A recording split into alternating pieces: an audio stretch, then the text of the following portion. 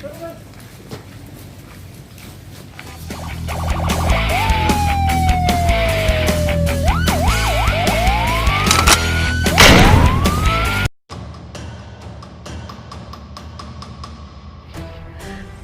yang membantai Suldin 50 tahun, petani karet warga desa Tanjung Telang, Kecamatan Prabu Muli Barat, akhirnya memilih menyerahkan diri ke polisi.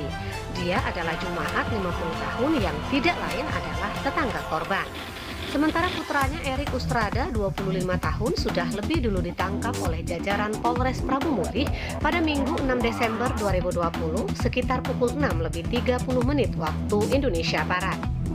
Tersangka Jumaat yang sempat kabur setelah membunuh korban menyerahkan diri ke Polsek Prabu Muli Barat pada Minggu malam sekitar pukul 22 waktu Indonesia Barat.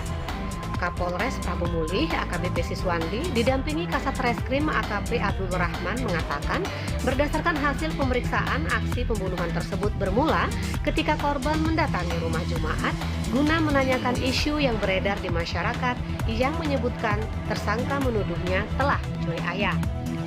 Dijelaskan Abdul Rahman pada saat itu langsung terjadi pertengkaran di antara mereka dan tersangka Jumaat sempat memukul ke arah tengkuk menggunakan linggis hingga korban terjatuh. Pada saat korban terjatuh, pertengkaran ini terdengar oleh putra tersangka yaitu Erik yang saat itu sedang mengasah parang. Mendengar suara keributan tersebut, sambung Siswandi, Erik langsung ke depan melihat keributan tersebut. Secara tiba-tiba, Erik langsung ke TKP dan langsung menebas ke arah pelipis kanan korban sebanyak 2 kali dan 1 kali ke arah lengan kanan korban hingga lengan korban putus dan menyebabkan korban meninggal dunia di tempat. Lebih lanjut, mantan Kasat Narkoba Polrestabes Palembang ini menegaskan kedua tersangka tersebut dijerat pasal 170 ayat 3 tentang pengeroyokan yang menyebabkan korban meninggal dunia. Untuk diketahui, warga desa Tanjung Telang, Kecamatan Prabu Muli Barat, pada Minggu pagi lalu tanggal 6 Desember 2020 mendadak gempar. Pasalnya, Suldin warga setempat tewas mengenaskan dengan kondisi mengalami luka robek di dahi dan lengan tangan kanan putus akibat dibacok oleh tetangganya bernama Jumaat dan Erik Ustrada.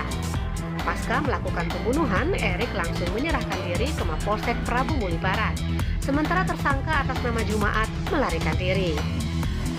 Laporan Prabu Agustiawan dari Mapolres Prabu Muli. Nyawa seseorang itu dosanya besar. Dosanya besar. Yang mudah-mudahan kejadian ini tidak akan terulang kembali.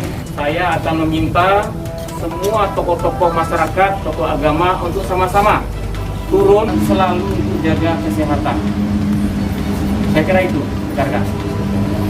Untuk pasal yang disangkakan, Komandan? Untuk pasal yang kita sangkakan, karena ini sifatnya bersama-sama, pasal 170 ayat 3 dengan ancaman hukuman 12 tahun penjara.